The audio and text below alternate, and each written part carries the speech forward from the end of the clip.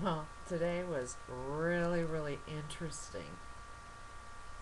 It actually was one of my better days.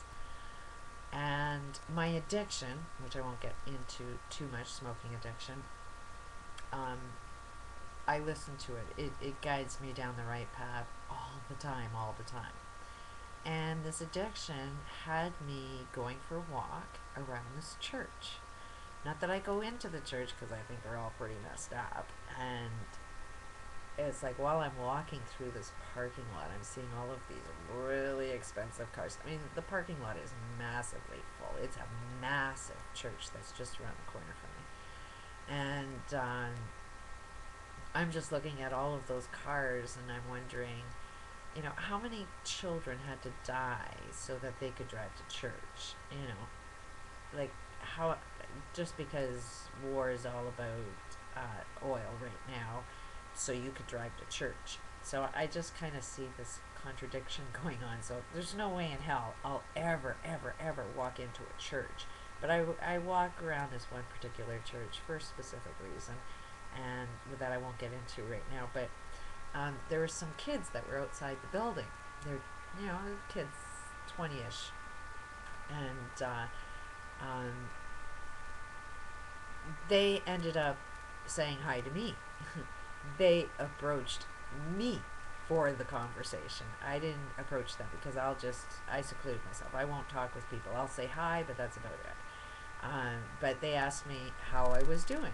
And it was like, okay, before we ask how I'm doing, I wanted to find out how they were doing and basically ask them the question, well, are you part of this church? Are you part of this group? And then right away they started laughing. Apparently, the group that was out there, they were a bunch of younger people that have addiction problems that were mandated by the law to go to this church. It's like, okay, if you want to, cure somebody of an addiction, go and replace it with another more insane addiction. The church will guide you to an addiction every time because they're all addicted to oil, they're all addicted to wealth, they're all addicted to, hey, we all need to die so we can get to heaven. So they're all addicted to killing each other so that they can all get to heaven, so that they can all experience peace. It just seems a little insane to me. But um as soon as I heard, oh, this is gonna be an interesting conversation. And man, these kids were brilliant, brilliant minds. I mean, so calm, so logical. Um, it was the most inspirational conversation I have ever had, and it's almost like they helped cure me of my addiction as much as it helped cure them of their addictions. And not to say that it's completely gone, but more of, okay, we know what we need to do next. And um, these there's one particular person, she brought up the law of attraction, and it's like, oh, there's a pile of bullshit, and it's not so much bullshit as much as what they're trying to teach. It's like, try and make it work, and it's like, it's not about trying to make it work. It's a matter of trying to understand how you're making it work 24/7. But if you don't like your experiences, look within yourself to see why you're attracting it. And so this girl was really at one with that, and totally agreed with it. And as it turns out, her life experience was the same pattern as my life experience. And we talked about women being abused and how women are actually creating their own abuse. And it's like, wow, a young person, female, could see that women that are being abused are actually creating their own abuse. It's like blew my mind away. So um, it was really, really, truly, truly a great conversation. And at the end of the day, like we were talking about, don't ever look at anything as negative. Everything is positive. When you look at something negative, you're going to perceive it negative and you will receive it as negative. Look at things as positive, and then you will always benefit from every single problem that you experience. So it was like, if it wasn't for my smoking addiction, I would have never walked there. If it wasn't for their addictions, they would have never been in that place at that time for us to even have that conversation. We're both in agreement that addiction is wrong, but it's a matter of what do you want to get addicted to. It's like you can get addicted to a religion that teaches you that dying is the good thing so you can get to heaven, and look at killing people so you could drive to church. Like, you could be addicted to that. Watched another video on I forget the name of his channel right now. Look at one of my other videos. He posted something on levels of stupidity. Go join that guy's channel, because he comes out with good shit all the time. And he ended up having another good little sermon on addictions. And everything is good to a limit. It's the addictive behavior in everything that is wrong.